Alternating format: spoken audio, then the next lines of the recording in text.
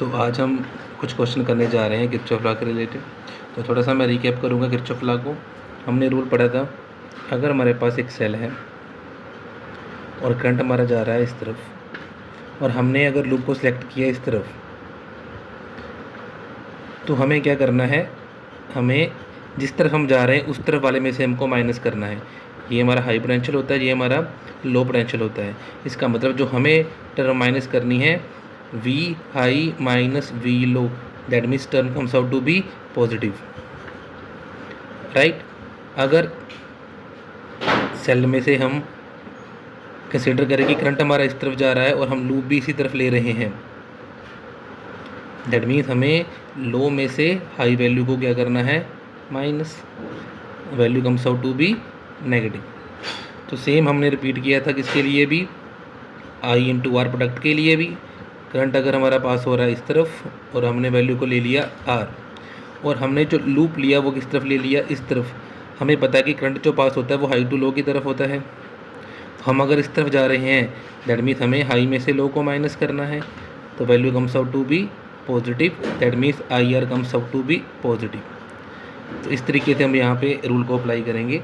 तो पहला क्वेश्चन है हमारा, हमें एक सर्किट दे रखा है 12 वोल्ट, दिस इज 6 वोल्ट, 2 ओम, 4 ओम, 1 ओम। हमें क्या करना है, I1 और I2 की वैल्यू को फाइंड करना है। तो यहाँ से अगर स्टार्ट कर रहे हैं हम, यहाँ से करंट पास हुआ हमारा I1, राइट। यहाँ से करंट हमारा पास हुआ I2, राइट। ये दोनों करंट I1 यहाँ से इस पॉइंट पे आया, I2 यहाँ से इस पॉइंट पे आया, तो दोनों करंट यहाँ से गए मिलके I1 प्लस I2। नाउ हमें क्या करना है, अलग अलग लूप कंसिडर करने हैं। तो सबसे पहले मैं इसको लेबल कर रहा हूँ A B C D E F।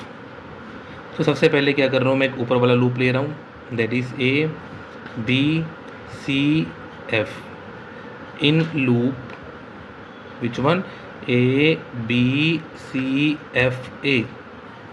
तो मैं जो लूप जो अपना कंसिडर कर रहा हूँ, मैंने ये लूप कंसिडर किया, इसमें से करंट जा रहा था मेरा यहाँ पे I1 और यहाँ पे मेरा करंट जा रहा था I1 प्लस I2। सबसे पहले बात करते हैं सेल की। लूप मैंने कंसिडर किया इस तरफ वाला, दैट मीन्स मुझे हाई में से लो को माइनस करना है, वैल्यू आएगी हमारे पास पॉजिटिव 12, राइट। अब बात करते हैं प्रोडक्ट की, 2 इंटू I1, इसको हमें नेगेटिव लेना है या पॉजिटिव। अब हम जा रहे हैं इस तरफ और करंट भी हमारा किस तरफ पास कर रहा है, इस तरफ, दैट मीन्स ये हाई होगा ये लो होगा, तो हमें लो में से हाई को माइनस करना है, दैट मीन्स वैल्यू हमारी क्या आएगी, negative, that means minus 2I1। अब बात करते हैं इसकी, ये इस तरफ लूप चल रहा है हमारा, ये भी इसी तरफ जा रहा है, करंट भी हमारा इसी तरफ जा रहा है, दैट मीन्स ये हाई ये लो, तो लो में से हाई को माइनस करेंगे, फिर से वैल्यू हमारी नेगेटिव, -4I1 प्लस I2। और सभी का सम किसके बराबर होता है, 0 के बराबर, दैट मीन्स 12 माइनस 2I1, इस ब्रैकेट को खोल रहा हूँ मैं, -4I1 -4I2 is equal to 0, -2 -4 -6, 12 -6I1 -4I2 is equal to 0. I am taking 2 common from here, 6 minus 3I1 minus 2I2 is equal to 0. I am taking the opposite side, 6 is equal to 3I1 plus 2I2. This is our first equation. Now अब मैं loop ले रहा हूँ नीचे वाला, this one, that is F C D E F in loop F C D E F। तो मैंने अभी यहाँ पे पहले करंट बनाएंगे, 4 ओम में से हमारा पास हो रहा है करंट I1 प्लस I2, यहाँ से करंट जा रहा था हमारा I2 and this is our 6 volt, right. अब मैंने लूप कंसिडर कर लिया this one.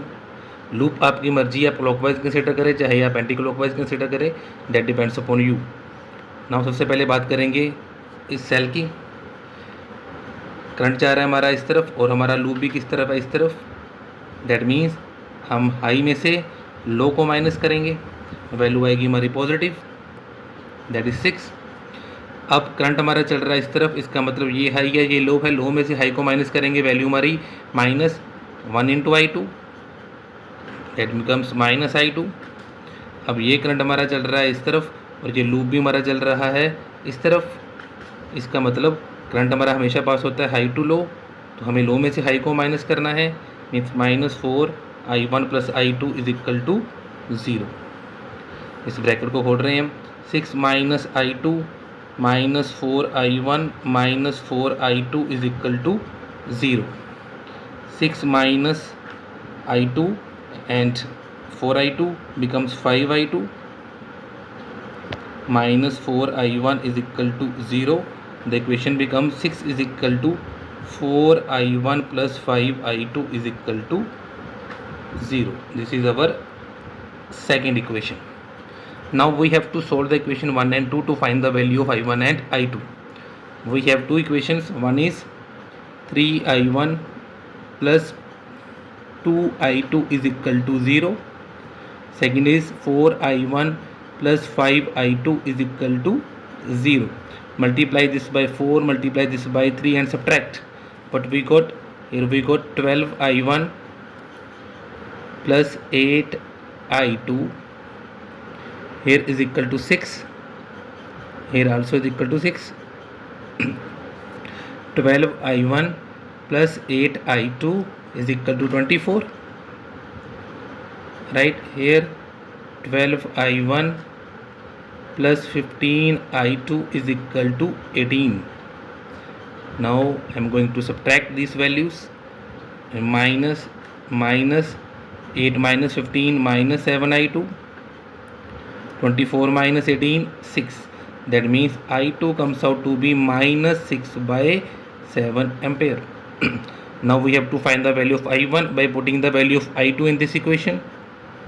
3I1 plus 2 minus 6/7 is equal to 6. 3I1 minus 12/7 is equal to 6.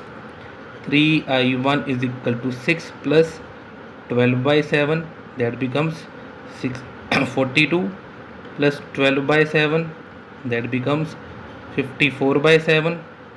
Then I1 is equal to 54/7 into 3. Right? So we can cut them 1 8, that becomes 18/7 ampere. So this will be our answer.